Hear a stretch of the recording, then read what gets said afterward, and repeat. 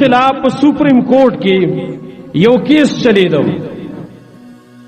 اوا کیس چلاو تاسو ټول پته را چې جماعت اسلامي دا چلاو خکارې کړه الله دې اجر عظیم ورکړي هغه کیس دیو غاټو لیکن زمونږ دغه پاکستان کې چې کم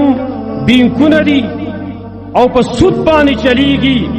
اقا بینکونه راول کې دوباره اپیل دایر کړي نه دا موږ ته منظور نه دی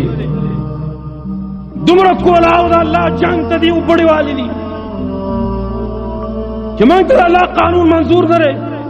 بیرته الټه هغې خلاف بیا اپیل دایر کوي هیچا په هغې باندې څه ونه ویل څوک راپورته نه شو چې آو